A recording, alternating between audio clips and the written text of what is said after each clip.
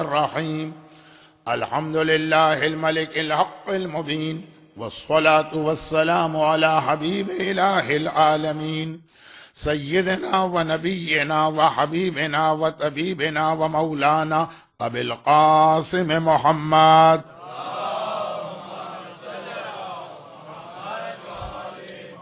وآله الطيبين الطاهرين المعصومين المظلومين المنتجبين الميامين سيما على بقية الله في الأراضين وحجته على العالمين اللهم عجل له الفرج ولعنة الله على أعدائهم أجمعين أما بعد فقد قال الله عز وجل في كتابه المبين وفرقانه المتين وقرآنه المجيد وقوله الحق بسم الله الرحمن الرحيم ونفس وما سواها فألهمها فجورها وتقواها قد أفلح من زكاها وقد خاب من دساها وقال وما أبرئ إلى نفسي إن النفس لأمارة بالسوء إلا من رحم ربي إن ربي غفور رحيم.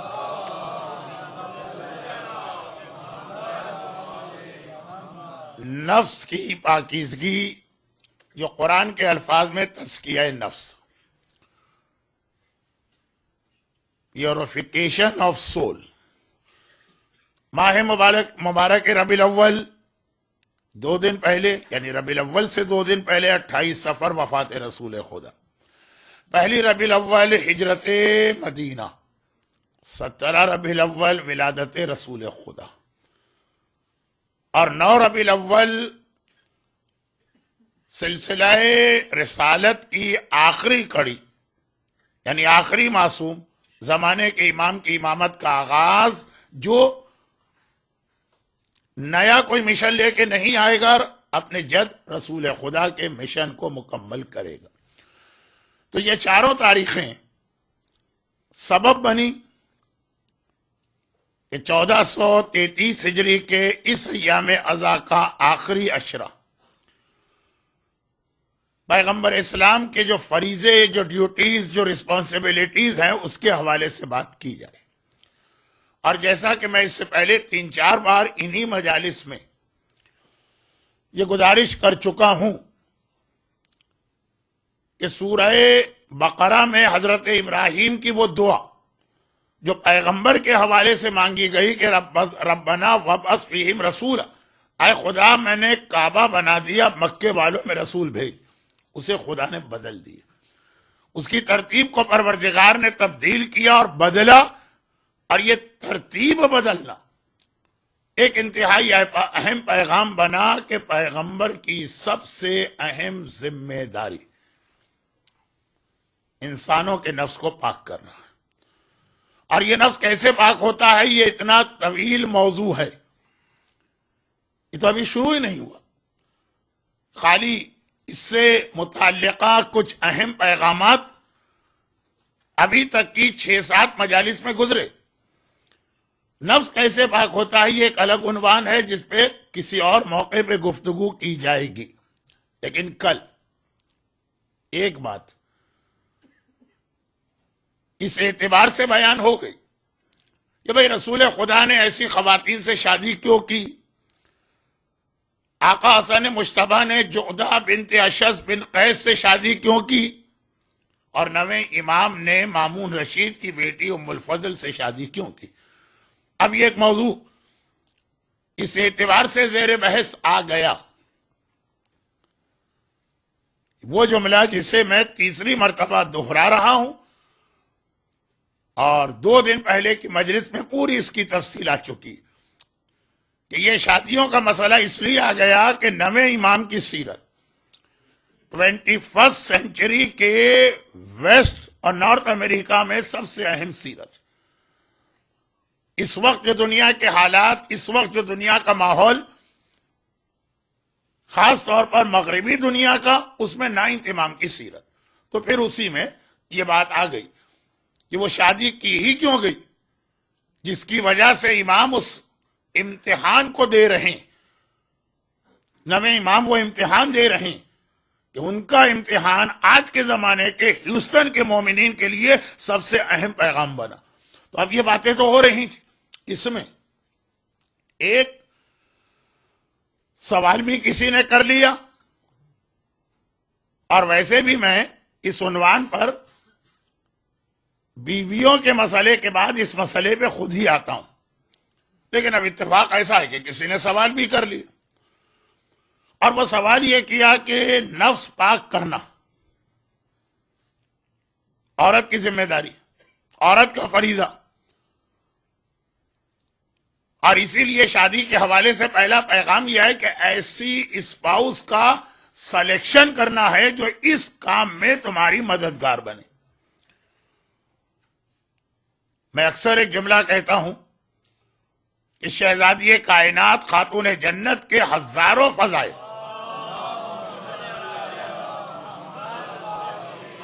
لاکھوں فضائل، جیسے میرے مولا کے بارے میں یہ ہے کہ علی کے اتنے فضائل ہیں کہ اگر تمام سمندر سیاہی بن جائیں اور تمام درخت قلم بن جائیں اور تمام جن و انس مل کے لکھنا چاہیں تو فضائل علی نہیں لکھ سکتے، اسی طرح سے شہزادی کے بھی اتنے ہی فضائل، لیکن وہ سارے فضائل ایک جگہ، ایک جملہ۔ مولا سے پوچھا گیا کہ آپ نے سیدہ طاہرہ کو کیسا پایا؟ فرمایا نعم العون للعبادہ، اللہ کی عبادت کے لیے یہ میری بہترین مددگار۔ تو پہلی بات تو یہ کہ علی جیسے عابد کو کیا ضرورت بھی ہے کہ کوئی مددگار بنے، لیکن یہ جملہ اتنا اہم جملہ کہ جہاں یہ شہزادی کائنات کے سارے فضائل ایک طرف اور یہ جملہ ایک طرف، ہاں دوسری جانب عورت کا ایک رول ہمارے سامنے آیا کہ بہترین عورت کون؟ جو اپنے شوہر کی عبادت خدا میں مدد کرے، نافرمانی پروردگار میں نہیں۔ اچھا اب یہ جو بات آئی تو اس میں ایک سوال یہ پیدا ہوا کہ ویک ڈے کی مجلس، ورکنگ ڈے، اور آج 5 منٹ کی تاخیر سے میرا بیان شروع ہوا، تو میں یہ نہیں چاہتا کہ تمہید اتنی لمبی ہو جائے کہ جو اصل آج کا عنوان ہے جو میں 3 دن سے اعلان کر رہا ہوں وہ رہ جائے، تو بہت جلدی یہ 2-4 منٹ میں بات کمپلیٹ۔ کہ سوال یہ پیدا ہوا کہ عورت بیوی کے اعتبار سے تو ہر ایک کی زندگی میں ایک عرصے کے بعد داخل ہوتی ہے۔ وہ پاکستان کے اندر کہیں رواج ہوگا کہ 4 سال یا 3 سال یا 2 سال کی بچی سے شادی ہو جائے، لیکن ویسے ایک نارمل طریقے سے آپ دیکھیے تو آپ جس وقت وہ ایک آدمی کی زندگی میں داخل ہو، 20 سال کا لڑکا، 22 سال، 24 سال، تو اس سے پہلے نفس کو کیسے پاک کیا جائے؟ اگر یہ ساری ذمہ داری بیوی ہی کی ہے تو بالغ ہونے سے لے کے بیوی آنے تک وہ عرصہ کہاں جائے گا؟ اور میں نے کہا نا کہ میرا اپنا عنوان ہمیشہ یہی ہوتا ہے کہ بیوی، اس لیے میں نے کہا کہ وہ ساری زندگی کی شریک ہے، ورنہ بات شروع ہوتی ہے اس سے ایک لمحے پہلے ماں سے۔ اچھا ماں بھی عورت ہے، بیوی بھی عورت ہے، بیٹی بھی عورت، اور یہ تینوں وہ کیریکٹر ہیں ایک انسانی زندگی کے کہ جن میں سے ہر ایک کا کام ہے نفس کو پاک کرنا۔ لیکن سب سے زیادہ طویل عرصے آدمی کا اٹیچمنٹ جو کہ بیوی کے ساتھ ہوتا ہے، اس لیے میں نے کل یہ بات کہی، ورنہ آغاز جو اس عمل کا ہے، یعنی میں اپنے الفاظ کو بدل کے، اور جلدی سے آج کے موضوع پہ آ جاؤں، اپنے الفاظ کو بدل کے یہ کہوں کہ کل جو میں نے ایک بہت ہی بھونڈی مثال دی تھی، مجھے خود معلوم ہے کہ مثال بہت اچھی نہیں، لیکن مثال میں نے یہ دی تھی کہ گھر کے عام طور پہ کام کاج جو چیزیں گندی ہو جاتی ہیں، میلی ہو جاتی ہیں، کہ کپڑے ہوں، کہ برتن ہو، کہ کارپیٹ ہو، کہ باقی چیزیں، ایک عام معاشرتی سیٹ اپ بھی یہ ہے اور اسلامی سیٹ اپ بھی یہ ہے کہ یہ عورت کا کام ہے۔ شادی کے بعد پہلی صبح جب رسول آئے، مولا اور شہزادی کے کاموں کو تقسیم کر دی، اے علی گھر کے باہر کے کام تمہارے ذمہ اور اے فاطمہ گھر کے اندر کے کام تمہارے ذمہ۔ ایک تقسیم کی پیغمبر نے، بہت لمبی روایت ہے، ٹائم نہیں ہے، میں تو خالی اشارہ کر رہا ہوں۔ آج کی 21ویں صدی کے امریکہ میں بیٹھ کر یہ باتیں کرنا، اپنا مذاق اڑوانا، لیکن میں واقعا چاہتا ہوں کہ لوگ میرا مذاق اڑائیں، پیغام تو پہنچ جائے. تو اب یہ جو تقسیم کار پیغمبر نے کی اس کے اعتبار سے گھر کے اندر کے کام، اور اس کے اندر سب سے زیادہ جو بس بھونڈی مثال، کہاں برتن کا صاف کرنا اور کہاں کپڑے دھونا اور کہاں کارپیٹ کی کلیننگ اور کہاں نفس کی پاکیزگی. زمین آسمان کا فرق ہے. لیکن ذرا سا ایک تصور ذہن میں آ جائے تو یہ بیوی کے آنے سے پہلے یہ کام گھر میں کون کرتا ہے؟ ماں ہی کرتی. بلکہ بیوی تو اس مرحلے پہ آتی ہے کہ جہاں اگر وہ یہ خدمت انجام نہ بھی دے تو ہر آدمی جوان و طاقتور ہے، خود بھی یہ کام کر سکتا. ماں اس وقت ہماری زندگی میں داخل ہوتی ہے جب ہم اپنی ناک پر سے مکھی بھی نہیں اڑا سکتے. ماں تو ہر لمحے ضرورت ہے کہ وہ ہمارا سہارا بنے اور ہمیں پاک صاف کرے جس ظاہری اعتبار سے.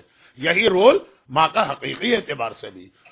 تو بیوی کے آنے سے پہلے اور اصل ذمہ داری بھی ایک عورت پہ ڈالی گئی جسے ماں کہا جاتا، اور یہ بہت اہم رول ہے. چنانچہ اب ایک جملہ میں کہہ دوں تو آپ ایک دم دیکھیں گے کہ میں کس طرح سے اپنے اعلان والے عنوان پہ آ جاتا ہوں. جیسے کل میں نے ایک جملہ آپ سے کہا تھا کہ اپنے منہ میاں مٹھو نہیں بننا چاہتا، لیکن نائنتھ امام کے حالات مامون کے کردار سے کس طرح میں زمانے کے امام تک پہنچا. نانا اور نواسے کا رشتہ کل کی مجلس. اور اسی طرح آج کہ یہ ذمہ داری بیوی کا رول کل اس لیے آ گیا کہ وہ زیادہ عرصے ہماری زندگی میں داخل ہے، ایک بات، اور رسول خدا کی بیویاں اور نویں امام کی بیوی کا عنوان چلا تھا، ورنہ آغاز تو ہمیشہ ماں سے ہوتا. ہاں یہ دوسری بات ہے کہ خود ایک وقت میں آ کے بیٹا ماں کو اپنی زندگی سے نکال پھینکتا. بیوی نکلنا بھی چاہے تو ہاتھ جوڑ کے اور پاؤں پڑ کے اس کو روکا جاتا. اور ماں جو ہے وہ کتنی ہی خدمت کرنا چاہے بڑھاپے میں آ کے اس کو نکال پھینکا جاتا ہے، لیکن آغاز وہیں سے ہوا. اور وہ اتنی اہم ذمہ دار قرار پائی، ماں اتنی اہم ذمہ دار قرار پائی کہ اگر مولائے متقیان کو اپنا ہی جیسا اپنا ایک وارث و جانشین چاہیے تو یہ نہیں کہا کہ میں علی ہوں، جہاں میں شادی کروں میرا ہر بیٹا علی ہوگا. نہیں، ام البنین کو تلاش کیا گیا. ہر خاتون علی کی بیوی ہونے کے بعد بھی علی کا وارث و جانشین اس انداز سے پیدا نہیں کر سکتی کہ جس طرح سے علی چاہ رہے ہیں. مولا 10 سے زیادہ مولا کی ازواج کے نام کتابوں میں ہیں، اور ہر ایک سے علی کو اولاد ہوئی، ایک آدھ کو چھوڑ کر. اور ماشاءاللہ وہ اتنی سعادت مند اولاد کہ کربلا میں سب نے آقا حسین کی قیادت میں اپنی جانیں قربان کی ہیں. 21 رمضان کو میرے مولا نے ہر ایک کا ہاتھ حسن کے ہاتھ پہ رکھا، اور 28 صفر کو حسن نے ہر ایک کا ہاتھ حسین کے ہاتھ میں. واقعاً انہوں نے حق وفا ادا کیا. عاشورے کی جو دوسری زیارت آپ پڑھتے ہیں، جسے آج کل عام طور پر زیارت تعزیت یا زیارت پرسا یا کنڈولنس زیارت کہا جاتا ہے، فاقہ شکنی کے موقع پر، اس میں مولائے کائنات کی اولاد کا بھی سلام ہے کہ سلام ہو اولاد علی پر. اتنے ساری کربلا میں شہید ہوں، مگر باپ سب کے علی تھے، ہر ایک عباس نہیں تھا. علی کو ایک وارث چاہیے، علی کو ایک جانشین چاہیے، علی کو اپنی ایک شبیہ چاہیے. کا ماں کا رول بھی اتنا اہم ہے کہ اگر ام البنین جیسی خاتون میری زوجیت میں آئے تبھی وہ پیدا ہونے والا بیٹا عباس بنے گا. خالی علی کا بیٹا ہونا عباس نہیں بناتا جب تک کہ ام البنین جیسی ماں بھی نہ ہو. اور عباس، علی اور ام البنین کی وہ اولاد کہ جس کے حوالے سے آج ہماری گفتگو اس اعتبار سے ہو رہی کہ بنیادی طور پہ تو ہمیں اپنے اصل عنوان، پیغمبر کی ذمہ داریاں، فریضہ رسالت، تزکیہ نفس، اسی کو ذہن میں رکھنا.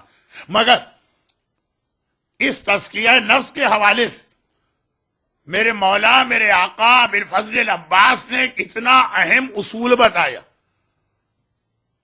اتنا اہم اصول بتایا. عقلی اصول بھی ہے. بہت سی جگہوں پہ عباس کے جملے لوگوں کو معلوم بھی نہیں اور اس پہ وہ عمل کرنے کی کوشش کر رہے ہیں. لیکن سوال یہ ہے کہ سب سے پہلے یہ اصول کس نے بتایا؟ اور یہاں پہ رک کے میں 3-4 باتیں آپ کی خدمت میں بطور تمہید پیش کروں، اور اس کے بعد باب الحوائج کا یہ خطبہ جو میں نے پچھلے 2 سالوں میں اتنا اور اتنا پڑھا، کیا میں خود بھی نہیں پڑھتا کہ لوگ کہیں گے مولانا کے پاس کوئی بات ہی نہیں رہی، ایک ہی مجلس ہے جو ہر جگہ دہرا رہے ہیں۔ لیکن جیسا کہ آپ کو معلوم ہے کہ یہاں کی دوسری تیسری مجلس میں اشارہ آ گیا خطبہ عباس کا، تو خواتین کی جانب سے پہلے بہت زیادہ درخواست، پھر مردوں کی جانب سے بھی مجبوراً ان مومنین اور مومنات سے معذرت کے ساتھ اب باقی مجلس پڑھ رہا ہوں جنہوں نے اس سے پہلے یا مجھ ہی سے، اور یا تو خیر میں تو طالب علم، آج کل تو بہت سے علماء یہ خطبہ پڑھنے لگے، لیکن اس سے پہلے میں 3-4 باتیں اس خطبے کے حوالے سے یہ بتا دوں۔ صاحبان ایمان کے درمیان فضائل کے کچھ جملے بہت مشہور ہیں اور ممبروں سے بھی یہ پڑھے جاتے ہیں، اور شعراء اسے نظم بھی کرتے ہیں، اور بچہ اس سے آگاہ اور واقف ہے، لیکن بہت کم لوگوں کو یہ معلوم ہے کہ فضائل کے یہ جملے سب سے پہلے حضرت عباس نے بیان کیے۔ نہ کسی عالم کے ذہن کا یہ کوئی نکتہ ہے، نہ کسی شاعر کا یہ کوئی تخیل ہے، اور نہ ہی عباس سے پہلے کسی معصوم امام کی حدیث میں یہ بات آئی ہے، بعد میں آئی ہے، لیکن عباس اولیت۔ 3-4 ایسی اہم باتیں اس خطبے کے اندر، اور یاد رکھیے کہ خطبے کے آخری 2 جملے جو ہیں، تو آخری تو نہیں، اس سے پہلے والا جس کو غالباً انگریزی میں سیکنڈ لاسٹ کہیں گے، انگریزی تو میرے فرشتوں کو بھی نہیں آتی تو مجھے کہاں آئے گی، عربی میں کہیں گے ما قبل الاخر، آخری سے پہلے والا وہ جو جملہ واقعاً اس کے اوپر عباس عمل کرتے اگر ان کو کربلا میں تلوار چلانے کی اجازت مل جاتی۔ جو آخری جملہ کہا، تو جب عباس یہ جملہ ارشاد فرما رہے تھے تو عباس کو نہیں معلوم تھا کہ کربلا میں مجھے تلوار چلانے سے روکا جائے گا، جیسا کہ میں نے اس سال بھی گھروں کی بعض مجلس میں یہ جملہ دہرایا کہ ایک آقا عباس اس سارے لشکر یزید کے لیے کافی تھے، اور جب سے دنیا میں آئے ہیں ایک ہی پیغام سن رہے ہیں۔ تو یہ خطبے کا آخری سے پہلے والا جملہ اس حوالے سے۔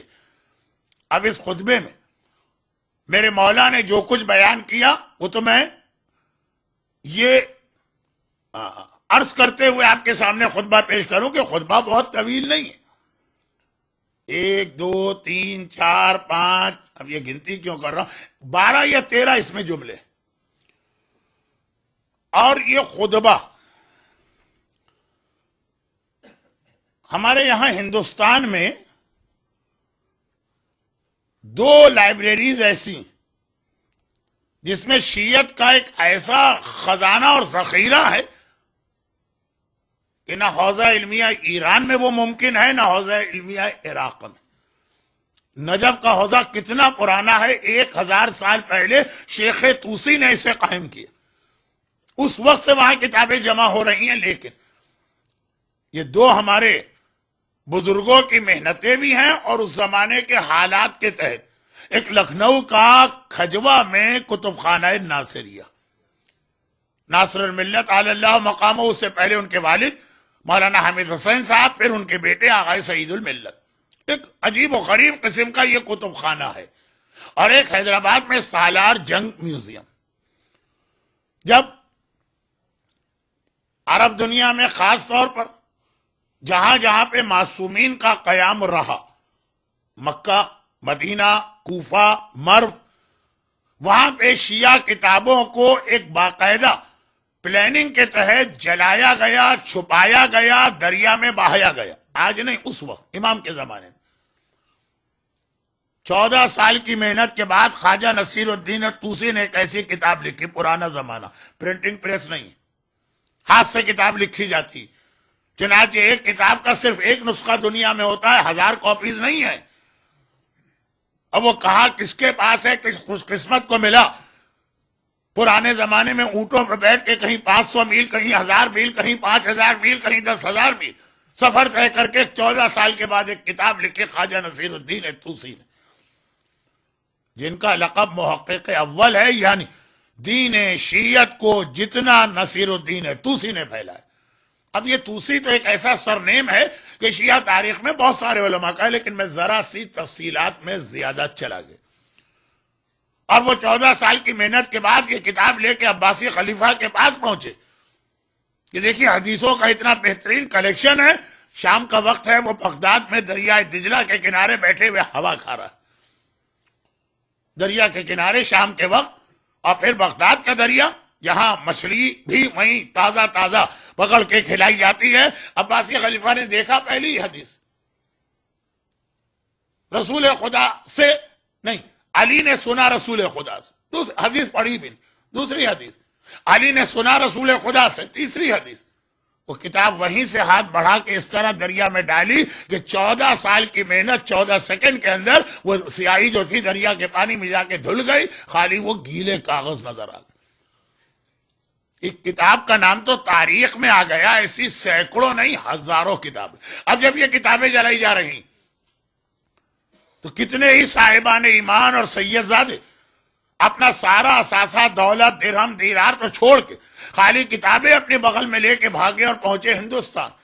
یہی سب سے دور کا علاقہ ہے کہ جہاں پہ نہ کسی خاندان بنو امیہ کے ظالم کا کنٹرول ہے، نہ خاندان بنی عباس کے۔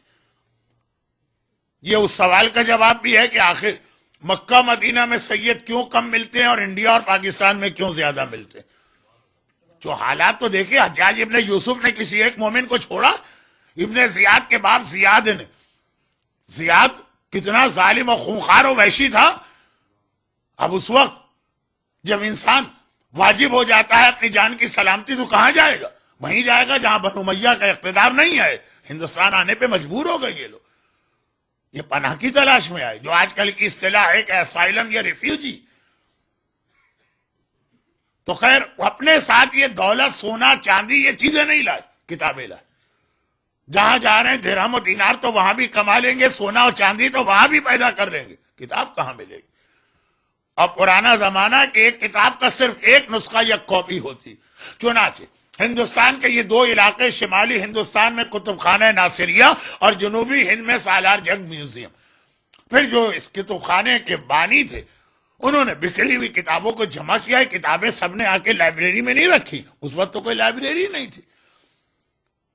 جو بھی آیا وہاں سے 2 کتابیں اس کے گھر میں، 4 کتابیں اس کے گھر میں، 1 کتاب اس کے گھر میں، اور زیادہ تر یہ ہاتھ سے لکھی ہوئی۔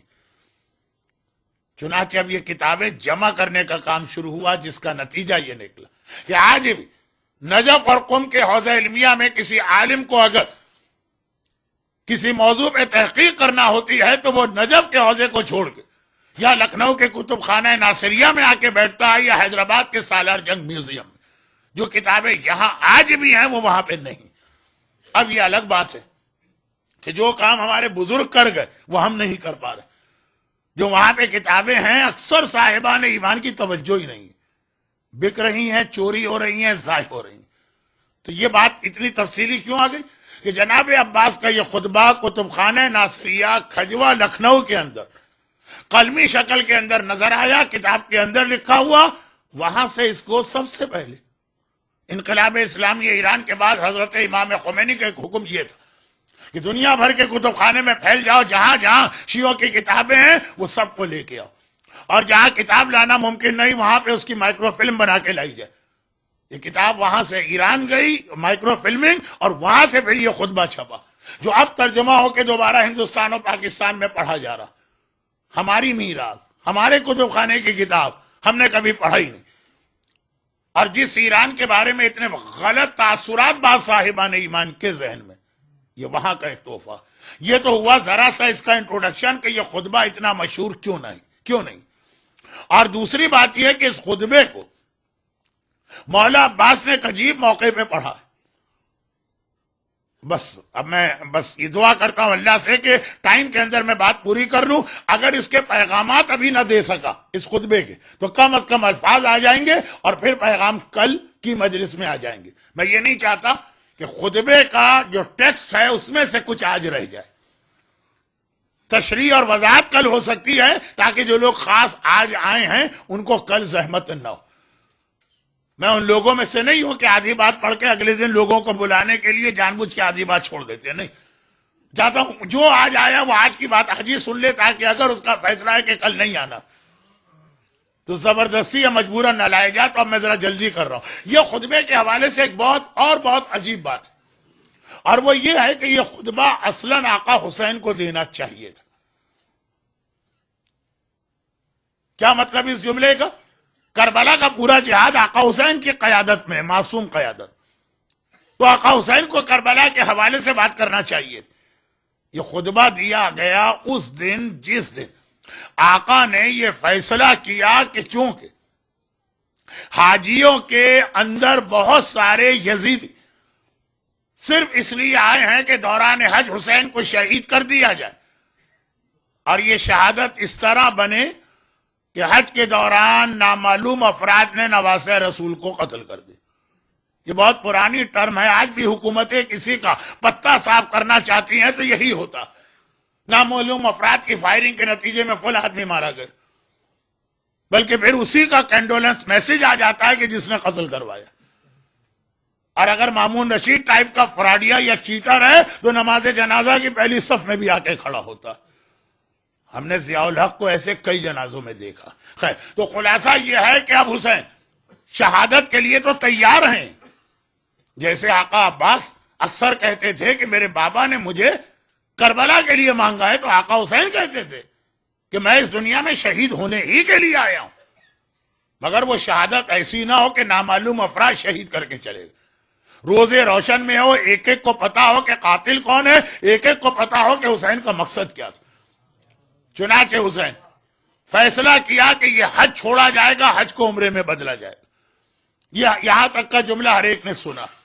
اب جب حج کو عمرے میں بدلا گیا تو حسین اس طرح بھی کربلا نہیں جانا چاہتے ہیں کہ لوگوں کو کچھ پتہ ہی نہ چلے.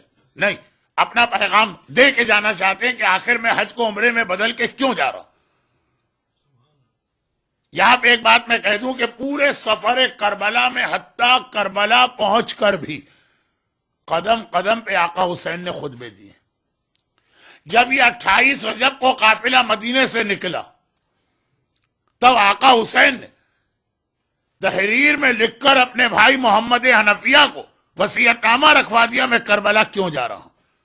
مدینے سے نکلتے وقت کوفے کے راستے میں کربلا پہنچ کر صرف ایک موقع ایسا ہے کہ جہاں آقا حسین نے نہ کچھ کہا نہ کچھ لکھا, اور وہ ہے مکے سے نکلتے وقت, جب جہاد کربلا کا بہت اہم حصہ مکہ تھا, کیونکہ مکے سے جو یہ قافلہ چلا تو پھر مسلسل چلتا ہی رہا. مدینے سے جو آیا تو 4 مہینے کا گیپ آ گیا. حسین 28 رجب کو مدینے سے چلے, 3 شعبان کو مکے آ گئے. پورا شعبان مکے میں خالی بیٹھے. خالی کا مطلب یہ ہے کہ بظاہر کربلا کے کوئی آثار نہیں. پورا شعبان, پورا رمضان, پورا شوال, پورا ذوالقعدہ, ذوالحج کے 8 دن. لیکن پھر 8 ذوالحج کو جو حج کو عمرے میں بدلا تو مسلسل کربلا میں شہادت تک یہ قافلہ چلتا ہی رہا. تو ایک طرح سے کربلا کا آغاز 8 ذوالحج سے ہوا. وہ خطبہ حسین نے نہیں دیا, وہ خطبہ عباس نے دیا. اور جو ایک آج کل ایک لفظ استعمال ہوتا ہے آڈیو ویژول, اچھا مجھے اس لفظ کے معنی بھی نہیں پتا, میں استعمال تو کر رہا ہوں, اگر غلط استعمال کر رہا ہوں تو پھر مجھے اس جملے کو آپ خود ہی سینسر کر لیجئے گا. آڈیو ویژول کا مقصد میں سمجھ رہا ہوں کہ تصویر بھی ہو اور آواز بھی ہو, سنایا بھی جائے اور دکھایا بھی جائے تو زیادہ اثر ہوتا.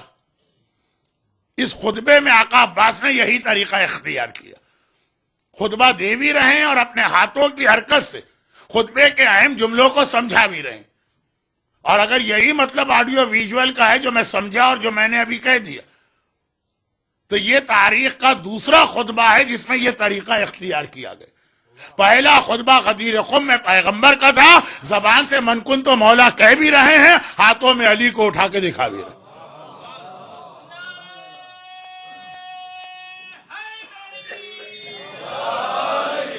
تو وہ جو طریقہ غدیر میں تھا کہ علی کے فضائل سناؤ بھی کہ ذکر علی سننا بھی عبادت ہے, علی کو دکھاؤ بھی کہ علی کو دیکھنا بھی عبادت ہے.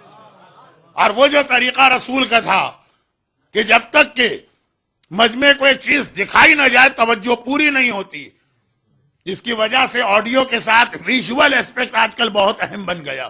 مختار نامہ آپ نے زندگی میں کئی بار ممبروں سے سنا، ایک بار آپ نے سیریل دیکھی، اب جو سمجھ میں آئے گا۔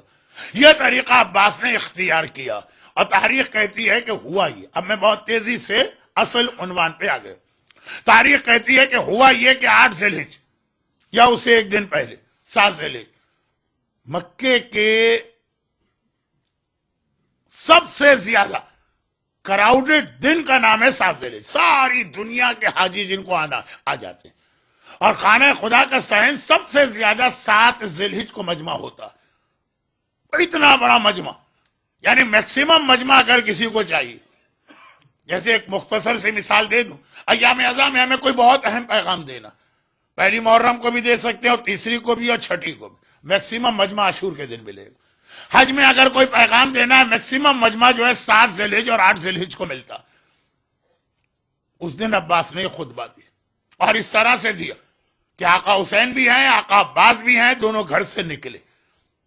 گھر وہی جہاں پہ وہ لائبریری بنی ہے، برتھ پلیس آف رسول خدا، اس کے پیچھے آقا حسین کا گھر تھا۔ تھا کا مطلب یہ کہ اب جو توڑ دیا اس حکومت نے، اور دونوں آگئے صحن کعبہ میں۔ آقا تو طواف کرنے والے مجمع میں شامل ہو گئے، عباس طواف نہیں کر رہے ہیں۔ جو لوگ حج پہ نہیں گئے وہ یہ جملے شاید نہ سمجھ پائیں، لیکن اب ختم ہی ہو گیا جملہ۔ اللہ ہر مومن اور مومنہ کو حج بیت اللہ اور زیارات چہاردہ معصومین کا شرف بار بار عطا کرے۔ عباس مجمع کو چیرتے ہوئے گئے خانہ خدا کے دروازے پر۔ پہلے زمانے میں خانہ خدا کے دروازے کھلے رہتے تھے حج کے دوران۔ خانہ خدا کے اندر داخل ہوئے، خانہ خدا کے اندر سے ایک اسٹیئر یا سیڑھی اوپر جاتی ہے جو کعبے کی چھت پر ابھی بھی ہے وہ، لیکن چونکہ اب کعبے کا دروازہ ہی لاک رہتا ہے تو لوگوں کو نہیں معلوم کہ اندر کیا کیفیت۔ آلدو یوٹیوب میں اس کے 2-4 کلپ ہیں اور وہ صحیح۔ ایک تو فراڈ تصویر ہے یوٹیوب میں جو رسول خدا کی قبر دکھائی گئی، وہ تو جھوٹ ہے، لیکن خانہ کعبہ کا جو اندر دکھایا گیا انر آف خانہ کعبہ وہ ٹھیک۔ تو خیر اندر کعبے کے گئے، کعبے کے اندر بھی رکے نہیں، جو سیڑھی اندر سے جا رہی ہے چھت پر اس پر چڑھے اور چھت پہ پہنچے۔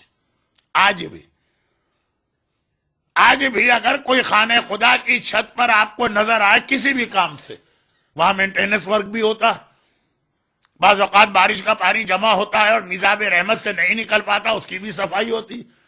آج بھی اگر کوئی خانہ خدا کی چھت پہ جائے تو سارا مجمع جو طواف کر رہا، یعنی خانہ کعبہ کے گرد گھوم رہا، سب کی نگاہیں اوپر لگ جاتی ہیں کہ کیا ہو رہا۔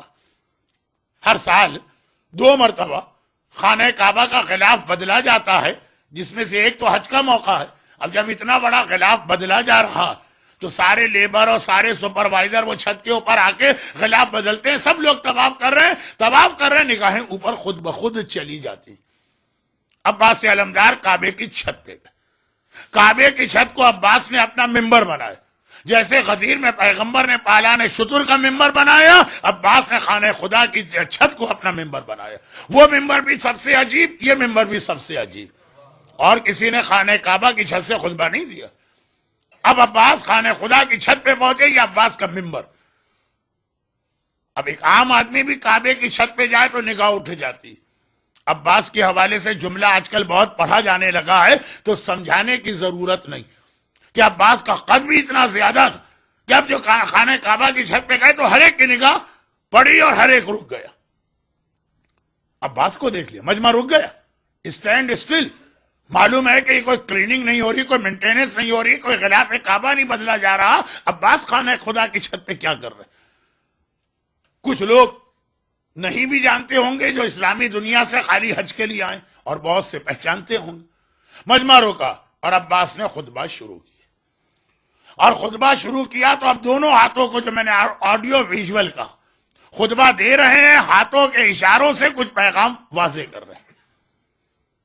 اب ایک جملہ جو میں نے یہ عرض کیا تھا، شاعروں نے پتہ نہیں کتنے قصیدوں میں اسے نظم کیا، علماء اور ذاکرین اور خطبہ نے پتہ نہیں کتنی مجلسوں میں اسے بیان کیا، ہر آدمی نے اپنے اپنے انداز سے بیان کیا۔ کون سا جملہ؟ اب یہ میں بحیثیت نکتہ نہیں پڑھ رہا ہوں، بحیثیت خطبہ پڑھ رہا ہوں، تو تھوڑی دیر آپ حضرات جو ہیں اپنے جوش ایمانی کو دبا کے رکھیے تاکہ میرا بیان مسلسل رہے۔ بہت مشکل ہے مومن کے لیے جو میں نے اس وقت آپ سے ریکویسٹ کی ہے، لیکن عمل کیجئے اس کے اوپر تاکہ یہ خطبہ جو ہے وقت میں مکمل ہو جائے۔ وہ جملہ یہ ہے کہ یہ اکثر کہا جاتا ہے اور حق کہا جاتا ہے۔ یہ لوگ کہتے ہیں کہ علی کے فضائل ولادت سے شروع ہوئے۔ پہلی فضیلت تو یہ کہ علی کعبے میں پیدا ہوئے۔ ہمارے علماء پلٹ کے کہتے ہیں غلط، یہ علی کی فضیلت نہیں ہے کہ کعبے میں پیدا ہوئے، یہ کعبے کی فضیلت ہے کہ علی نے ولادت کے لیے اس کا انتخاب کیا۔ اور یہ ایسا جملہ ہے کہ ہم جو علی کی صحیح معرفت رکھنے والا غیر شیعہ ہے وہ بھی یہ جملہ کہتا۔ 84 کی علی کانگریس دہلی کے اندر خواجہ حسن نظامی ثانی کا جملہ کتنا مشہور ہوا تھا۔ تو اب یہ میں نے کہا نا کہ آج کی مجلس کے شروع کے 3-4 جملے تو ایسے ہیں کہ اگر میں کوئی پختہ خطیب یا اچھا ذاکر ہوتا تو انہی 2-3 جملوں میں مجمع کو ایسا پھڑکا دیتا، لیکن میں تو الٹا مجمع سے ایک ریکویسٹ کر رہا ہوں کہ میرا اصل مقصد ہے پیغام پہنچے۔ مجھے پتا ہے کہ فضائل علی ہر ایک کے دل میں سرور بھی پیدا کر رہے ہیں، چہرے پہ مسکراہٹ بھی آ رہی ہے، بیان بھی چلتا رہے۔ سب سے پہلے یہ نقطہ کس نے بتایا؟ کیا یہ کسی شاعر کا تخیل ہے یا کسی عالم کی نقطہ آفرینی ہے یا کسی محقق کی ریسرچ ہے؟ نہیں، سب سے پہلے یہ جملہ کائنات کی تاریخ میں علی کے وارث و بیٹے عباس نے بتایا۔ خطبہ دیکھیے، بسم اللہ الرحمن الرحیم۔ جب بھی خطبہ دیا جائے گا پہلے اللہ کی تعریف ہوگی۔ اب اللہ کی تعریف علی کس طرح، عباس کس طرح کر رہے ہیں؟ الحمدللہ الذی شرف ھذا بقدوم ابی۔ دیکھیے اس وقت عباس اپنا ذکر نہیں کر رہے، حسین کو ریپریزنٹ کر رہے ہیں، حسین کے مشن کو بتا رہے ہیں، حسین کے مشن کے حوالے سے پریکٹیکل میسج دے رہے ہیں جو کل سناؤں گا، یعنی آج دوں گا، تشریح کل کروں گا۔ اب عباس کا خطبہ شروع ہوا اور اس طرح شروع ہوا کہ دونوں ہاتھ اٹھا لی، سیدھے ہاتھ کی انگلی ادھر ہے کہ جہاں حسین کھڑے، جیسے ہم اور آپ زیارت میں کربلا کا رخ کرتے ہیں تو ہماری انگلی کربلا کی طرف ہوتی ہے۔ اس وقت مجسم کربلا عباس کے سامنے ہے، حسین مجمع میں کھڑے۔ ایک بار عباس کی انگلی حسین کی جانب، سارا مجمع عباس کو دیکھتا ہے، عباس کی انگلی کو دیکھتا ہے، عباس کی انگلی کے ڈائریکشن میں حسین کو دیکھتا ہے۔ اس طرح سے جیسے میں نے کہا خدیر میں پیغمبر علی کا جس طرح تعارف کرا کے چہرے کی زیارت کرا رہے، عباس کا ایک ہاتھ وہ انگلی ادھر اور دوسرا ہاتھ جو ہے وہ زمین کی جانب، پیروں کی جانب۔ عباس کے پیروں کے نیچے زمین نہیں ہے، عباس کے پیروں کے نیچے کعبے کی چھت۔ اب اس طرح سے دونوں ہاتھوں کو حرکت میں لا رہے ہیں۔ الحمدللہ الذی شرف ھذا جو کہا تو الٹے ہاتھ کی انگلی کو حرکت دی، بے قدوم ابی ہے، قدوم ابی جو کہا تو سیدھے ہاتھ کی انگلی کا اشارہ کیا۔ جملے کا ترجمہ یہ، ساری تعریفیں اس اللہ کی جس نے اس کعبے کو یہ شرف بخشا کہ حسین کے بابا اس میں تشریف لائیں۔ علی کو شرف نہیں ملا ہے، کعبے کو شرف ملا ہے، کعبہ۔ ساری تعریفیں اس اللہ کی، شرف ھذا جس نے اس کعبے کو، ھذا مانے یہ، اب انگلی کا اشارہ کعبے کی طرف ہے جو عباس کے پیروں کے نیچے، اس کو یہ شرف بخشا بے قدوم ابی کہ ان کے بابا آئے، اپنے بابا بھی نہیں کہا۔ اس وقت تعارف حسین کا کرانا ہے، مشن حسین کا بتانا۔ جو حسین کا بابا ہے وہی تو عباس کا بابا۔ کہہ سکتے تھے کہ ہمارے بابا ہے، نہیں، مقصد اس وقت حسین ہے۔ عباس کی ساری زندگی کا محور حسین ہے، عباس کا کعبہ ہی حسین ہے، عباس طواف ہی حسین کا کرتے ہیں۔ ساری تعریفیں اس اللہ کی جس نے اس کعبے کو شرف بخشا، کعبے کو شرف بخشا کہ حسین کے بابا اس میں تشریف لائے۔ دوسرا جملہ یہ بھی آپ نے اکثر علماء سے سنا ہوگا، حضرت آدم کے واقعے کے حوالے سے علماء اس کو ملاتے ہیں۔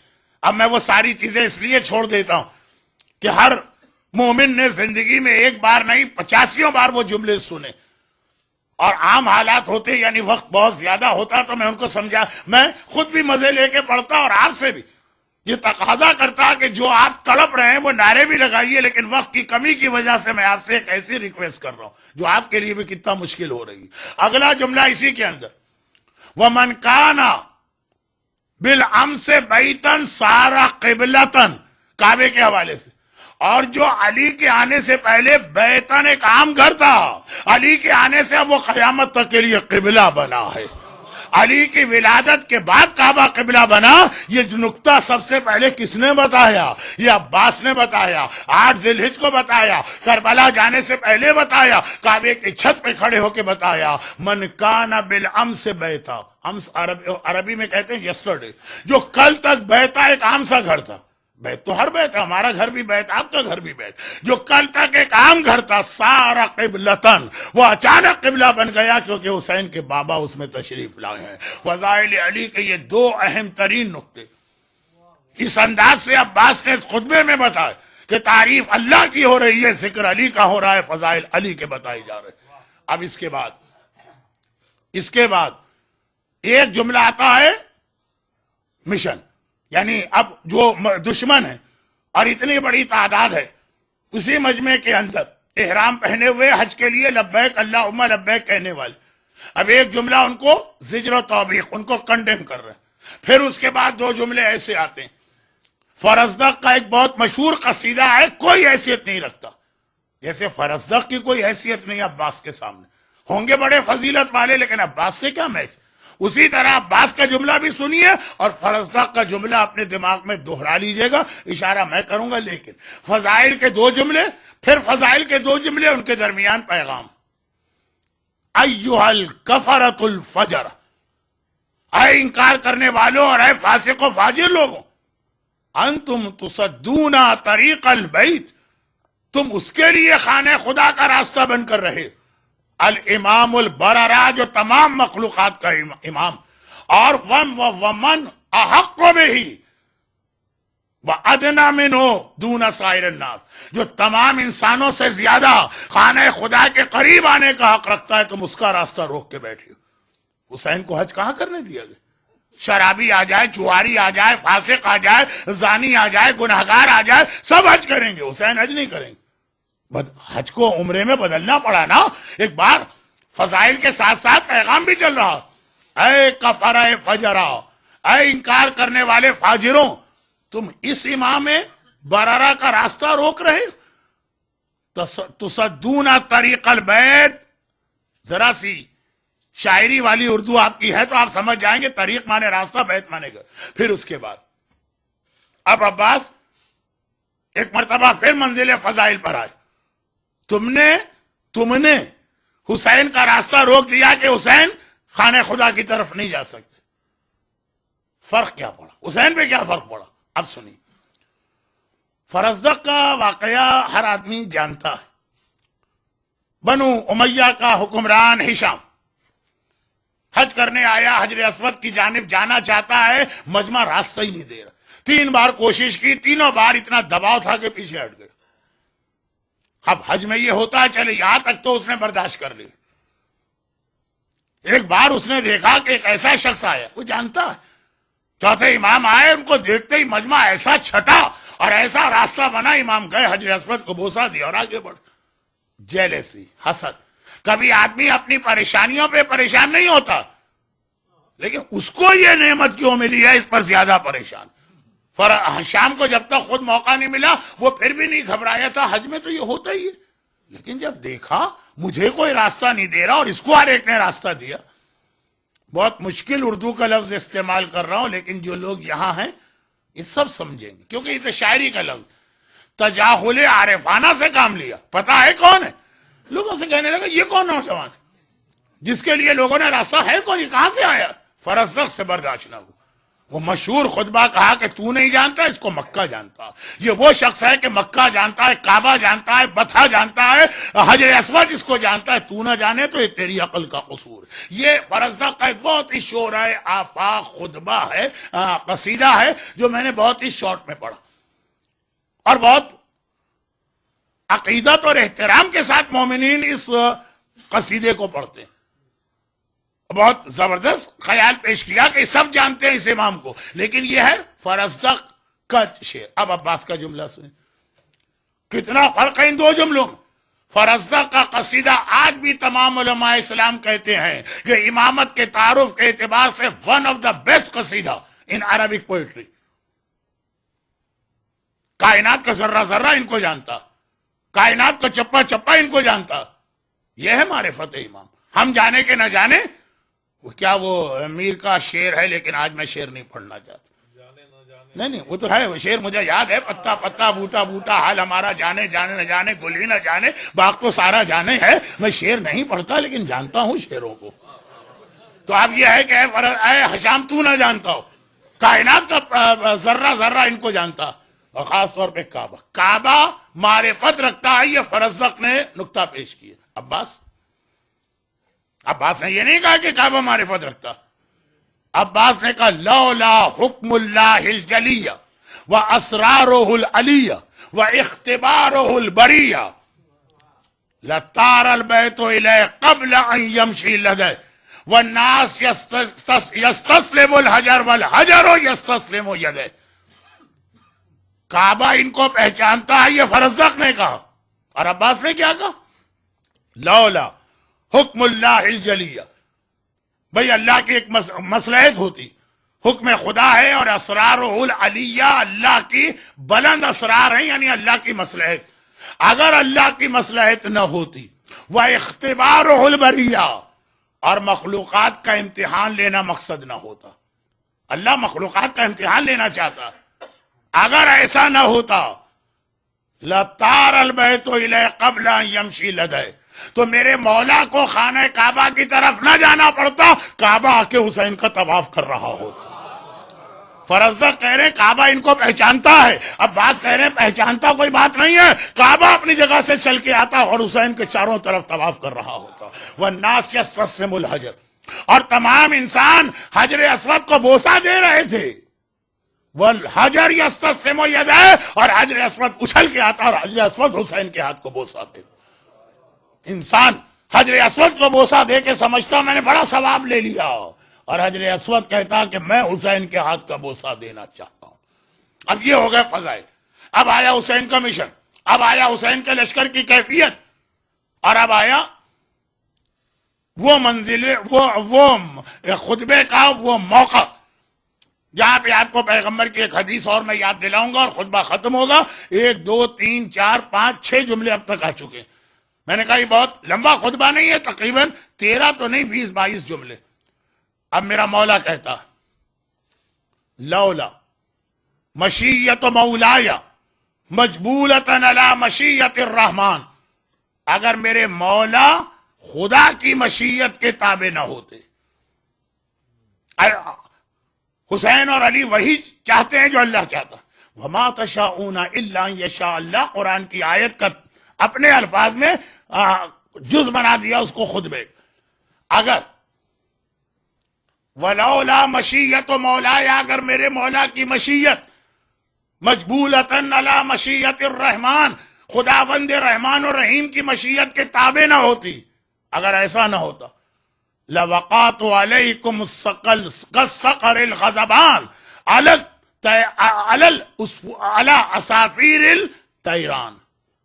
صقر الغضبان علی عصافیر الطیران، اگر میرے مولا حکم خدا سے مجھے نہ روک دیتے. عباس سمجھ رہے ہیں کہ حسین نے ابھی یہ جملہ بتا رہا ہے کہ عباس نے مکے میں بھی خواہش ظاہر کی تھی، مولا یہیں مجھے تلوار چلانے دے، معاملہ یہیں ختم ہو جائے گا. دیکھیں جملے کا ترجمہ. اب میں ترجمے کی منزل پہ آتا ہوں، باقی تشریح کل ہوتی رہے گی. لوقعت علیکم، میں تم سب پہ ٹوٹ پڑتا. لاکھوں کے مجمع کے سامنے کھڑے ہو کے اکیلا عباس یہ کہہ رہا. اور کس طرح ٹوٹتا؟ کالصقر الغضبان. صقر عقاب، شاہین، وہ کیا ہے؟ برڈز آف پرے جسے کہا جاتا ہے، جو شکار کرتے ہیں جانوروں کا. اس میں سب سے بڑا شاہین ہے جو اقبال کے شعروں میں بہت آیا. اب کوئی پڑھ دے شاہین کا شعر؟ نہیں. تو شاہین بصیرہ کر، نہیں، اب شعر و شاعری چھوڑے. تو خلاصہ یہ ہے کہ عقاب، ایگل، کہا میں ٹوٹ پڑتا تم سب پر، اس طرح ٹوٹتا جیسے کالصقر الغضبان، غضبناک شاہین اور عقاب ٹوٹتا ہے علی عصافیر الطیران، چھوٹی چھوٹی اڑنے والی چڑیوں پر. میں اس طرح تمہارا شکار کرتا جیسے عقاب، جیسے باغ، جیسے شاہین چڑیوں کا شکار کیا کرتا. لاکھوں کا مجمع اکیلے عباس کے سامنے کوئی حیثیت نہیں رکھتا. آج کہہ رہے خانہ کعبہ کی چھت پہ، لیکن ساتھ میں کیا کہا کہ میں کیوں یہ نہیں کر رہا؟ کیونکہ میرے مولا حکم خدا کے تابع ہیں. حسین نے مجھے روکا ہوا ہے، اور حسین نے اس لیے روکا ہے کہ حسین خود حکم خدا سے روکے ہوئے. لولا مشیت مولا یا مجبولۃ علی مشیت الرحمن. اس پہ کئی پریکٹیکل میسج بھی آ گئے. کئی جگہ پہ ہمارا دل نہیں چاہتا ہے حتیٰ امام کا بھی حکم ماننے کا. کچھ ایسے حکم ہے نا کہ امام نے کہا اگر تم سے کہا جائے مجھے برا کہہ دو، جان بچانے کے لیے برا کہہ دینا، ہمارا دل نہیں مانتا. لیکن اب بعض اطاعت امام کا ایک پیغام دے رہے کہ میرے سامنے تمہاری حیثیت کیا ہے؟ جیسے عقاب و باز چڑیوں پہ حملہ کرتا ہے، تم چڑیوں کی حیثیت رکھتے ہو، لیکن میرے مولا نے مجھے روکا. اس کے بعد کہتے ہیں تخوفون قوم یلعب بالموت فی الطفولیہ فکیف کان فی الرجولیہ. تم لوگ ہمیں آ کے موت سے ڈرا رہے. اتخوفون قوما، تم ایک ایسی قوم یعنی بنی ہاشم کو، ایک ایسے گروہ کو ڈراتے ہو موت سے کہ جو قوم یلعب بالموت فی الطفولیہ، جب طفل تھے، چھوٹے چھوٹے بچے تھے، تب بھی یہ موت کو کھلونا بنا کے کھیلا کرتے. فَكَيْفَ كَانَ إِذَا كَانَ رَجُولِيًّا. اب یہ بالغ و عاقل و طاقتور جوان ہو گئے، اب بھلا یہ موت سے کیسے ڈریں گے؟ ہم بنی ہاشم تو بچپنے میں موت کو کھلونا بنا دیتے ہیں، ہمیں آ کے موت سے ڈراتے ہو. عباس کا جملہ کربلا کا شروع کا جملہ، سجاد کا جملہ کربلا کا آخری جملہ ہے. جب دربار یزید میں کہا تھا یحددون بالموت والموت لنا عادۃ وکرامتنا شہادۃ، ہمیں موت سے ڈراتے ہو، مرنا تو ہمارے خاندان کی عادت. یہ عباس نے آغاز کیا، سجاد نے کمال تک اس جملے کو پہنچایا. اور یہ تقریباً ویسا جملہ ہے کہ نہیں جیسا علی کہتے ہیں کہ ابو طالب کا بیٹا موت سے اتنا مانوس ہے کہ بچہ بھی اپنی ماں سے کیا اتنا مانوس ہوگا. کھیل کھلونا ہے. اور دیکھیے بعض اوقات اسپیکر و خطیب بہت سی باتیں جوش خطابت میں کہہ جاتا ہے، نہیں، عباس کے پاس ایسا جوش کہیں بھی نہیں ہے جو علم اور فقہ کے دائرے سے باہر. آج کہا کہ ہم تو بچپنے میں موت سے کھیلتے ہیں، شب عاشور قاسم نے اور اون محمد نے اور علی اصغر نے دکھا بھی دیا. بچوں کو آ کے دیکھو کس طرح سے موت سے کھیل رہے ہیں. بات میں بار بار وعدہ کرنے کے باوجود کہ وقت کو بچانے کے لیے میں صرف الفاظ کو آج پڑھتا ہوں، کچھ تشریحات کل کروں گا، تھوڑا بہت میں ادھر ادھر جاتا ہوں، لیکن پھر واپس آیا. عباس نے کہا ہے ہاتھ، ہے ہاتھ، وائے ہو، افسوس ہو تمہارے حال پر. فانظروا ثم انظروا. ہاں یہ ٹکڑا ہے میرا اصل موضوع تزکیہ نفس. جو خطبہ آیا تو خالی اس لیے نہیں کہ کسی نے درخواست کی ہے، بلکہ میرے موضوع کے اندر یہ چیز آ رہی، تو اس کو میں آج جلدی جلدی پڑھتا ہوں، کل اس کی وضاحت ہوگی. تو ابھی سے کہہ رہا ہوں کہ یہ جملے ذہن میں رکھیے گا. ہائے ہاتھ، وائے ہو تمہارے حال پر. فانظروا ثم انظروا، ذرا غور کرو اور پھر غور کرو. ممن شارب الخمر و ممن صاحب الحوض والکوثر. غور کرو کس کو کس سے ملا رہے ہو. کہاں شراب پینے والا شرابی، کہاں حوض اور کوثر کا مالک. ممن فی بیتہ الغوانی السکران و ممن فی بیتہ الوحی والقرآن. کس کو ملا رہے؟ ایک وہ گھر ہے جہاں غوانی جمع ہے مغنی کی یعنی گانے والے، سکران یعنی نشے، جہاں نشے والے اور گانے والے اس کے گھر کو ملا رہے ہو اس کے گھر سے کہ ممن فی بیتہ الوحی والقرآن، جس کے گھر میں ہر وقت وحی ہے، ہر وقت قرآن. ممن فی بیتہ الدنسات واللہوات وممن فی بیتہ التطہیر والآیات. کس کو ملا رہے؟ اس کا گھر کے جہاں پہ لہو و لعب کی چیزیں ہیں، لہوات، دنسات گندی چیزیں ہیں. ایک ظاہری گندگی، ایک نفس کی گندگی، یہ باتیں کل ہوں گی. ممن فی بیتہ الدنسات اللہوات، جس کے گھر میں گندی چیزیں اور لہو و لعب ہے، اور ملا رہے ہو کس سے؟ ممن فی بیتہ التطہیر والآیات، جس گھر میں تطہیر ہے اور جس گھر میں آیات قرآنی. فانظروا ثم انظروا، وائے ہو تمہارے حال پر. کہاں گئی تمہاری عقل؟ آخری 3-4 جملے. انتم وقعتم فی الغلطہ، تمہیں وہی غلطی ہوئی ہے، تم سے وہی بھول ہوئی ہے، تم وہی بھول کر رہے. یہ لاکھوں کے حاجیوں کے مجمع کو عباس خطاب کر رہے اکیلے تنہا. تم سے وہی غلطی ہوئی. کما وقعت القریش، جو غلطی قریش سے ہوئی تھی، تم سے وہی غلطی ہوئی ہے جو قریش سے ہوئی تھی. انہم ارادوا قتل رسول اللہ، ان سے کیا غلطی ہوئی تھی؟ انہوں نے رسول کے قتل کا ارادہ کیا. وَأَنْتُمْ أَرَادُوا قَتْلَ ابن رسول اللہ، اور تم نے رسول کے بیٹے کے قتل کا ارادہ کیا. اچھا یہ تو غلطی نہیں ہوئی نا، ارادے کو تو غلطی نہیں کہتے. اب بعض کہہ رہے ہیں قریش نے جو غلطی کی تھی وہی تم نے کی. قریش نے رسول کے قتل کا ارادہ کیا، تم نے ابن رسول اللہ رسول کے بیٹے کے قتل کا ارادہ کیا، اور غلطی ہوئی ہے. کیا غلطی ہوئی ہے؟ وہ اگلا جملہ، وَكَيْفَ كَانَ يُمْكِنُ لَهُمْ مَا دَامَ أَمِيرُ الْمُؤْمِنِينَ حَيًّا. جب تک علی زندہ ہیں کیسے کوئی رسول کو قتل کر سکتا ہے؟ قریش کو یہی غلطی ہوئی، رسول کے قتل کا ارادہ کیا، علی کو بھلا گئے، نتیجے میں ناکام ہوئے. علی نہ ہو پھر رسول کے قتل کا ارادہ کرو، جب تک علی ہے کوئی رسول کو قتل نہیں کر سکتا. قریش کو یہ غلطی ہوئی، وہ سمجھ رہے تھے کہ ہم رسول کو قتل کر دیں گے. اور کیفا یمکن لہم، ارے کیسے یہ ممکن ہے؟ ما دام امیر المومنین حیا، جب تک امیر المومنین زندہ ہے. وانتم ارادوا وکیف یمکن لہم ما دمت حیا، اور تم نے حسین کے قتل کا ارادہ کیا، کیسے یہ ممکن ہے جب تک کہ عباس زندہ ہے؟ ما دمت حیا، جب تک میں زندہ ہوں. وہی غلطی جو ان سے ہوئی تھی، علی کو بھلا کے رسول کے قتل کا ارادہ کر رہے.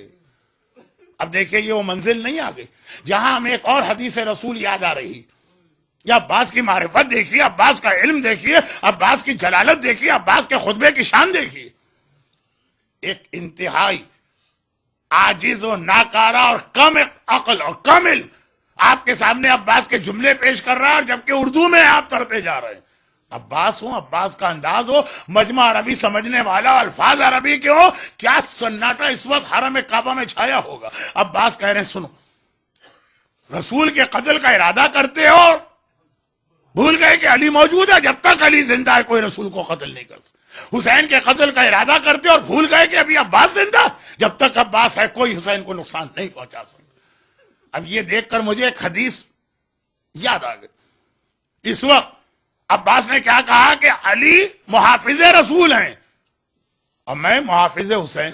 یعنی جو پیغمبر نے کہا یا علی مثلو کا مثل ہارون من موسیٰ الا لا نبی بعدی، تمہاری وہی مثال ہے جو ہارون کی مثال موسیٰ سے تھی، اسی طرح سے عباس کی مثال بھی وہی بنی جو ہارون کی مثال موسیٰ سے تھی. جب تک علی ہے کوئی رسول کو نقصان نہیں پہنچا سکتا، جب تک عباس ہے کوئی حسین کو نقصان نہیں پہنچا سکتا. چنانچہ اب ذرا سا یہاں پہ عباس ایک جملے میں لائٹ موڈ میں آئے، ذرا سا تھوڑا سا، یہ بہت لائٹ سا جملہ.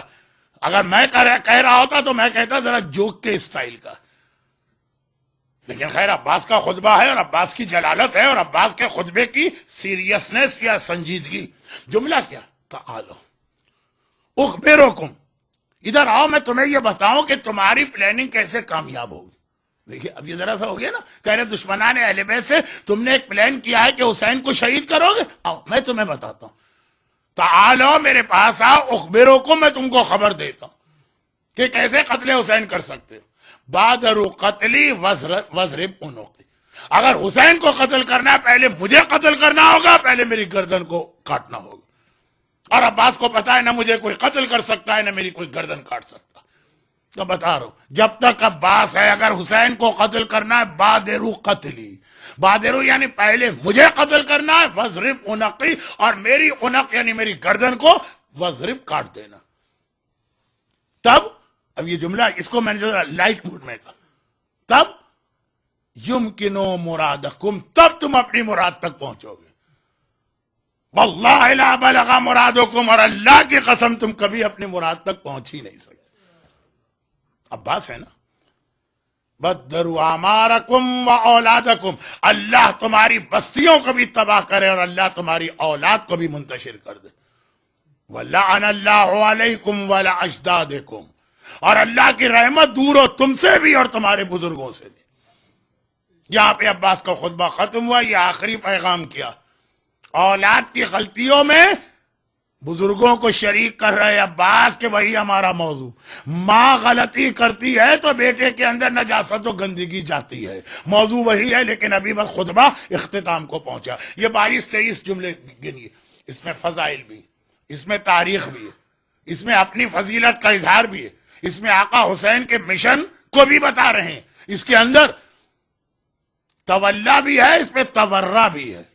تولا کیا ہے؟ تولا شروع کے جملے ہیں، کعبے کو فضیلت ملی علی سے، خانہ خدا طواف کرتا حسین کا۔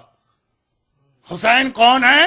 صاحب حوض کوثر ہیں۔ حسین کون ہے؟ صاحب تطہیر و آیات ہیں۔ حسین کون ہے؟ وحی و قرآن والے ہیں۔ تولا اور تورا بھی، وہ شارب الخمر ہے، وہ غوانی سکران ہے، وہ دنسات و لہوات والا ہے۔ اللہ کی رحمت تم سے بھی دور ہو اور تمہارے بزرگوں سے بھی، جنہوں نے تم کو ایسا بنایا۔ خالی یزید کی بات نہیں آئی، یزید کے بزرگ بھی اس کے اندر۔ عباس نے اتنا کمپلیٹ میسج دیا، اور شروع ہی ہوا الحمدللہ سے، توحید خدا بھی آ گئی، قریش کا ارادہ قتل رسول کا، رسالت بھی آ گئی، امامت بھی آ گئی، تولا بھی آ گیا، تبرہ بھی آ گیا، تاریخ بھی آ گئی، حسین کا مشن بھی آ گیا، اپنی فضیلت بھی آ گئی، ان کا انجام بھی آ گیا۔ اتنے مختصر سے خطبے، کیونکہ عباس ہے تو اس کا بیٹا نا، جو ایک رکاب میں پاؤں رکھے تو قرآن شروع کرتا ہے، دوسرے رکاب میں پاؤں پہنچے تو قرآن ختم ہوتا ہے۔ نہج البلاغہ کے خطبے کا انداز اور عباس کے خطبے کا اسٹائل ایک ہی۔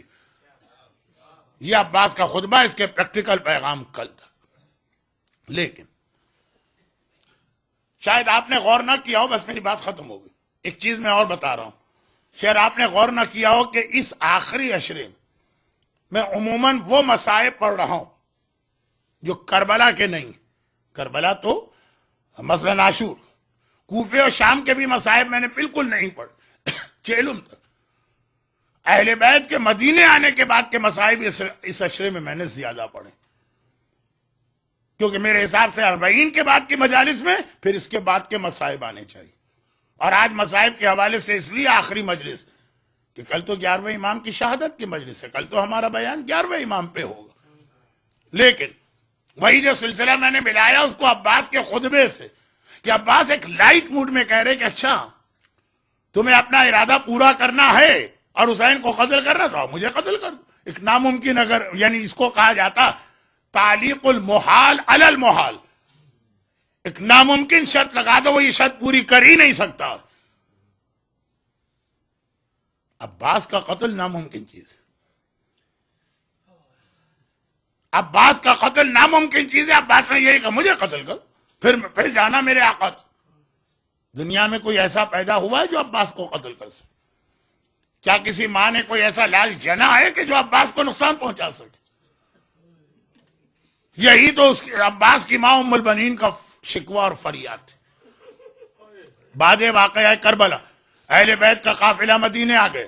کل آپ نے جناب رباب کے مصائب سنے تھے مدینے آنے کے بعد کے، آج آپ ام المنین کے بارے میں 2 جملے سن لیجئے، کیونکہ جیسا کہ میں نے کہا ویک ڈے کی رات ہے، اتنا بڑا مجمع آ گیا، میں شکر گزار ہوں۔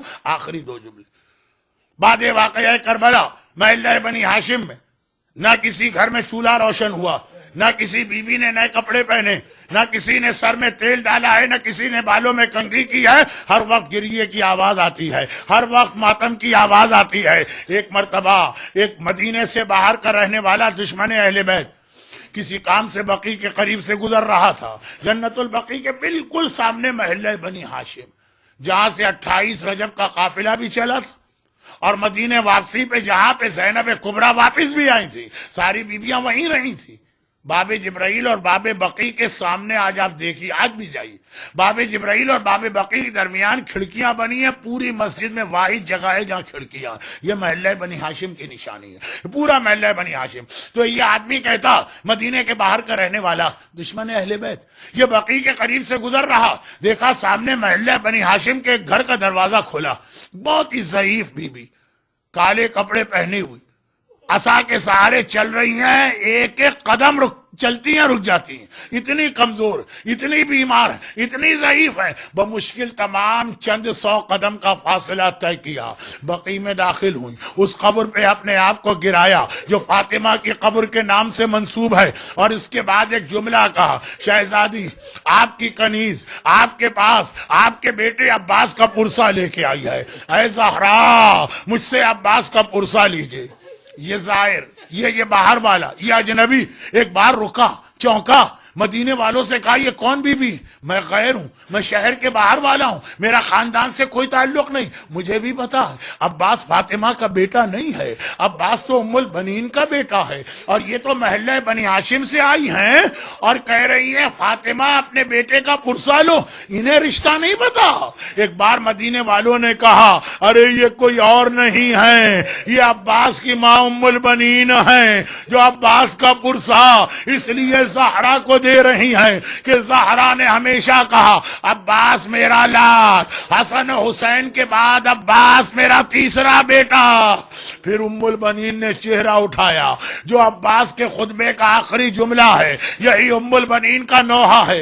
ام البنین نے چہرہ اٹھایا، کربلا کا رخ کیا، عباس دنیا میرے پاس آتی ہے، مجھے تیرا پرسہ دیتی ہے، میں ہر ایک کا جملہ سنتی ہوں، یقین کسی کی بات پہ نہیں کرتی ہوں۔ لوگ کہتے ہیں ام البنین عباس مارا گیا پرسہ لو، اور میں کہتی ہوں غلط، ان کو دھوکہ ہو رہا ہے، میرا عباس مارا جا ہی نہیں سکتا، میں نے تجھے دودھ پلایا ہے، میں نے تجھے بچپنے میں پالا ہے، مجھے پتا ہے عباس شیر نر ہے، مجھے پتا ہے کہ عباس کیسا جری ہے، عباس کو قتل کرنے والا دنیا میں ہے کون؟ لیکن بیٹا پھر میں یقین کر لیتی ہوں، پھر میں یقین کر لیتی ہوں میرا عباس مارا گیا جب میں سنتی ہوں ننھی سکینہ کے رخسار پہ تماچے لگے۔ ارے میرا عباس زندہ ہوتا تو کوئی سکینہ کے تماچے مار سکتا تھا؟ میں یقین کر لیتی ہوں جب سنتی ہوں میرے امام وقت سید الساجدین کی کمر پہ کوڑے پڑے۔ ارے میرا عباس زندہ ہوتا تو مجال تھی کسی میں کہ امام زمانہ کے کوڑے مارتا؟ نہیں، میں یقین کر لیتی ہوں جب میں سنتی ہوں میری شہزادی زینب کی چادر چھن گئی۔ ہائے میرا عباس زندہ ہوتا تو کس میں یہ ہمت و مجال تھی چادر زینب پہ ہاتھ ڈالتا؟ ارے عباس نہ رہا تو سکینہ نے تماچے کھائے، زینب کی چادر لوٹی گئی۔ الا ولعنت اللہ علی اعدائہم اجمعین۔ پروردگارہ باب الحوائج عباس علمدار، اور عباس علمدار کی ایسی باب الحوائج ماں ام البنین، اور عباس کو اپنا بیٹا کہنے والی فاطمہ زہرا کا واسطہ، جو مومنین و مومنات آج کی مجلس میں ان کو اور ان کے گھروں کو اور ان کے خاندان والوں کو اور ان کی روزی کے ذرائع کو اور ان کی اولادوں کو ہر پریشانی سے محفوظ فرما۔ خدا بندہ ان کے آنسوؤں کا واسطہ ان کی ساری دعائیں قبول فرما۔ دنیا بھر کے بکھرے ہوئے صاحبان ایمان، خصوصاً بحرین اور سعودی عرب، خصوصاً پاکستان، پروردگار خصوصاً عراق، خصوصاً لبنان، پروردگارہ ان پہ ظلم کرنے والے سارے ظالموں کو نیست و نابود فرما، اور ان مظالم کے انتقام کے لیے ظہور امام زمانہ میں تعجیل فرما۔ ماتم حسین۔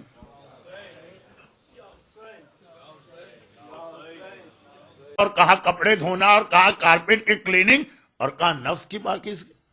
زمین آسمان کا فرق ہے، لیکن ذرا سا ایک تصور ذہن میں آ جائے تو یہ بیوی کے آنے سے پہلے یہ کام گھر میں کون کرتا ہے؟ ماں ہی کرتی، بلکہ بیوی تو اس مرحلے پہ آتی ہے کہ جہاں اگر وہ یہ خدمت انجام نہ بھی دے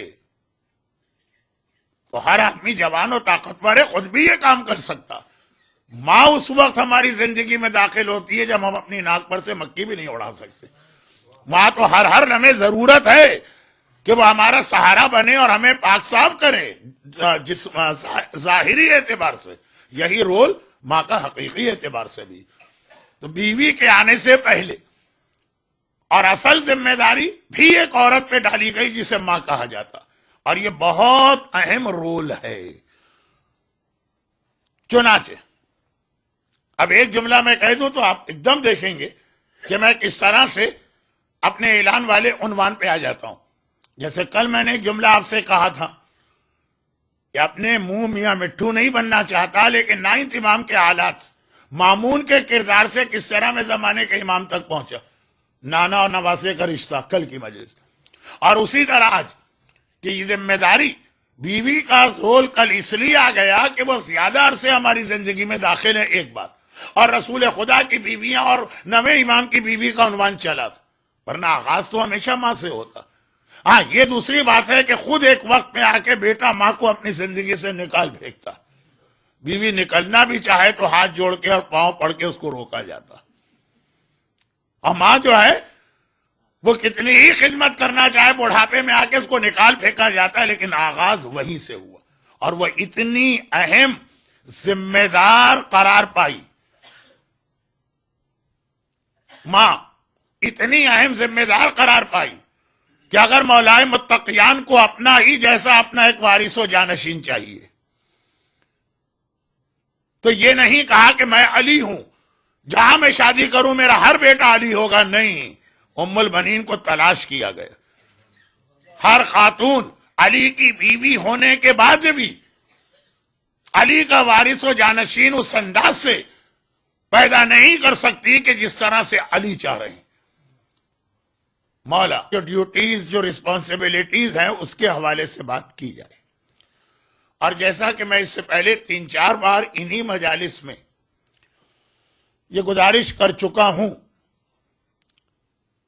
کہ سورہ بقرہ میں حضرت ابراہیم کی وہ دعا جو پیغمبر کے حوالے سے مانگی گئی کہ ربنا وابعث فیہم رسولا، اے خدا میں نے کعبہ بنا دیا، مکے والوں میں رسول بھیج، اسے خدا نے بدل دیا، اس کی ترتیب کو پروردگار نے تبدیل کیا اور بدلا، اور یہ ترتیب بدلنا ایک انتہائی اہم پیغام بنا کہ پیغمبر کی سب سے اہم ذمہ داری انسانوں کے نفس کو پاک کرنا ہے۔ اور یہ نفس کیسے پاک ہوتا ہے، یہ اتنا طویل موضوع ہے، یہ تو ابھی شروع ہی نہیں ہوا، خالی اس سے متعلقہ کچھ اہم پیغامات ابھی تک کی 6-7 مجالس میں گزرے۔ نفس کیسے پاک ہوتا ہے یہ ایک الگ عنوان ہے جس پہ کسی اور موقع پہ گفتگو کی جائے گی، لیکن کل ایک بات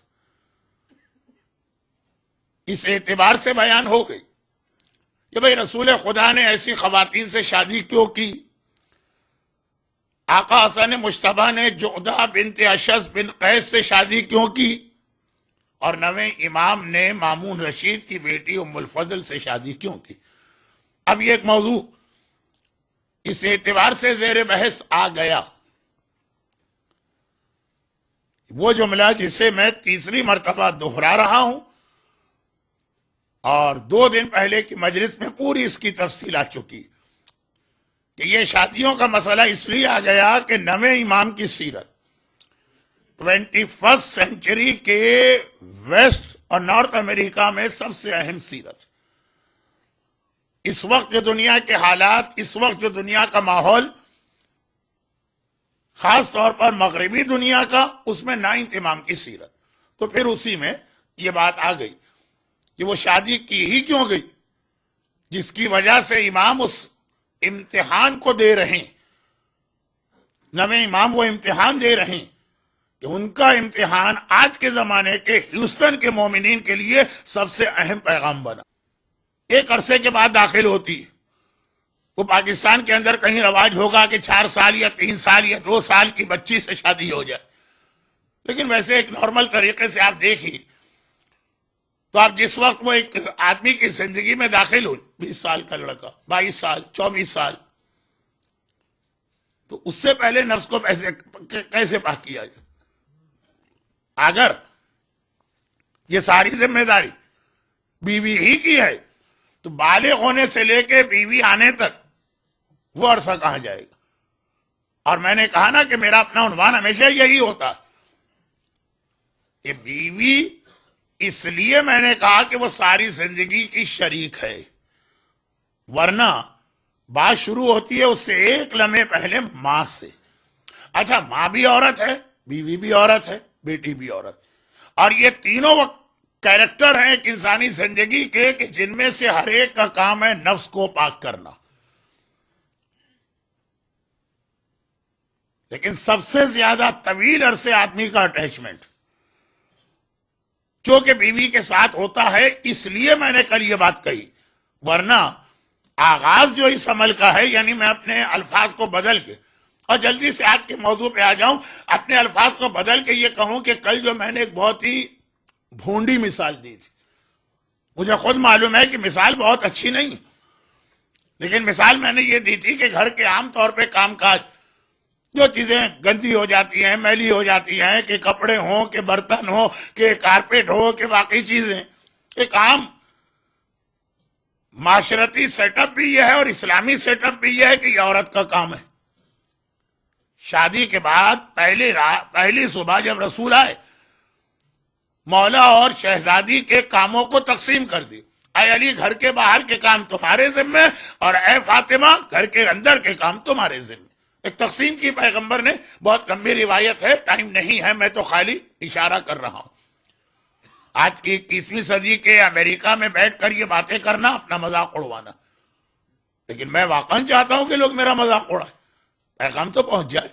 تو اب یہ جو تقسیم کار پیغمبر نے کی، اس کے اعتبار سے گھر کے اندر کے کام، اور اس کے اندر سب سے زیادہ جو بس بھونڈی مثال کہا برتن کا صاف کرنا. الرحیم الحمدللہ الملک الحق المبین والصلاة والسلام علی حبیب الہ العالمین سیدنا و نبینا و حبیبنا و طبیبنا و مولانا ابی القاسم محمد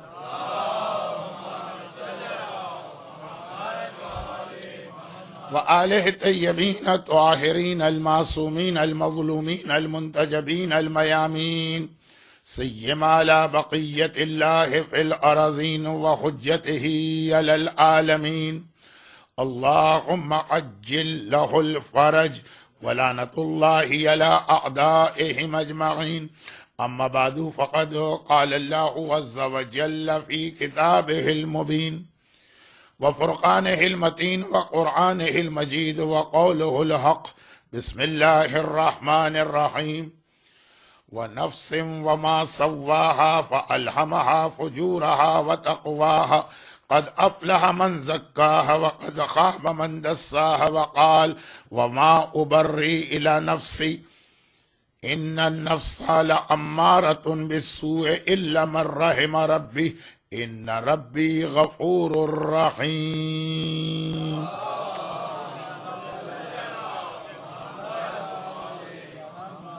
نفس کی پاکیزگی، جو قرآن کے الفاظ میں تزکیہ نفس، پیوریفیکیشن آف سول. ماہ مبارک ربیع الاول 2 دن پہلے، یعنی ربیع الاول سے 2 دن پہلے 28 صفر وفات رسول خدا، پہلی ربیع الاول ہجرت مدینہ، 17 ربیع الاول ولادت رسول خدا، اور 9 ربیع الاول سلسلہ رسالت کی آخری کڑی، یعنی آخری معصوم زمانے کے امام کی امامت کا آغاز، جو نیا کوئی مشن لے کے نہیں آئے گا، اپنے جد رسول خدا کے مشن کو مکمل کرے گا. تو یہ چاروں تاریخیں سبب بنی کہ 1433 ہجری کے اس ایام اذا کا آخری عشرہ پیغمبر اسلام کے جو فریضے، تو اب یہ باتیں تو ہو رہی تھی. اس میں ایک سوال بھی کسی نے کر لیا، اور ویسے بھی میں اس عنوان پر بیویوں کے مسئلے کے بعد اس مسئلے پہ خود ہی آتا ہوں، لیکن اب اتفاق ایسا ہے کہ کسی نے سوال بھی کر لیا، اور وہ سوال یہ کیا کہ نفس پاک کرنا عورت کی ذمہ داری، عورت کا فریضہ، اور اسی لیے شادی کے حوالے سے پہلا پیغام یہ ہے کہ ایسی اسپاؤس کا سلیکشن کرنا ہے جو اس کام میں تمہاری مددگار بنے. میں اکثر ایک جملہ کہتا ہوں کہ شہزادی کائنات خاتون جنت کے ہزاروں فضائل،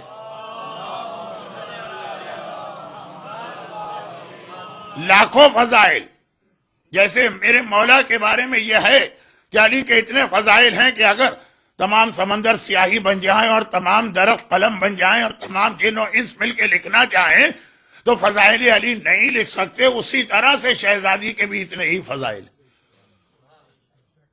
لیکن وہ سارے فضائل ایک جگہ، ایک جملہ.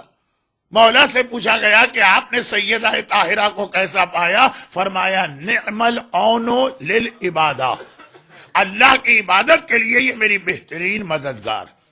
تو پہلی بات تو یہ کہ علی جیسے عابد کو کیا ضرورت بھی ہے کہ کوئی مددگار بنے، لیکن یہ جملہ اتنا اہم جملہ کہ جہاں یہ شہزادی کائنات کے سارے فضائل ایک طرف اور یہ جملہ ایک طرف، ہاں دوسری جانب عورت کا ایک رول ہمارے سامنے آیا کہ بہترین عورت کون؟ جو اپنے شوہر کی عبادت خدا میں مدد کرے، نافرمانی پروردگار میں نہیں۔ اچھا اب یہ جو بات آئی تو اس میں ایک سوال یہ پیدا ہوا کہ ویک ڈے کی مجلس، ورکنگ ڈے، اور آج 5 منٹ کی تاخیر سے میرا بیان شروع ہوا، تو میں یہ نہیں چاہتا کہ تمہید اتنی لمبی ہو جائے کہ جو اصل آج کا عنوان ہے جو میں 3 دن سے اعلان کر رہا ہوں وہ رہ جائے، تو بہت جلدی یہ 2-4 منٹ میں ہی بات کمپلیٹ۔ کہ سوال یہ پیدا ہوا کہ عورت بیوی کے اعتبار سے تو ہر ایک کی زندگی میں